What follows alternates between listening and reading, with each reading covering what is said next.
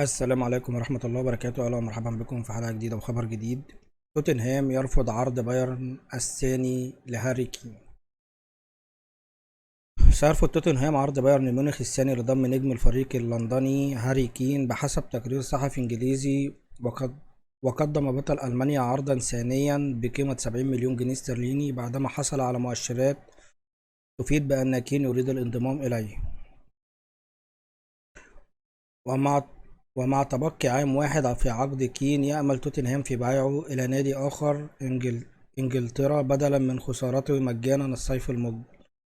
لكن عرض بايرن ميونخ ما زال أقل مما يطلبه السبيرز، ومن المقرر عودة كين إلى التدريبات التحضيرية الأربعاء المقبل وفقا لصحيفة ديلي ميل البريطانية.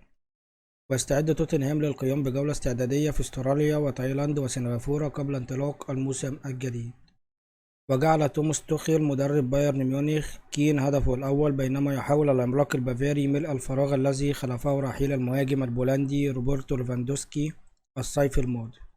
ويحرص بايرن على إتمام صفقة الدولي الإنجليزي هذا الصيف، حيث يعلم أنه سيواجه منافسه أكثر شراسة إذا بقي كين في توتنهام هذا الموسم وأصبح مجانيا في الصيف 2024. وبكده يكون انتهى الخبر. اتمنى ان ده اللي عجبكم. ما تنسوش دعمونا باللايك والاشتراك وتفعيل زر الجرس، والسلام عليكم ورحمة الله وبركاته.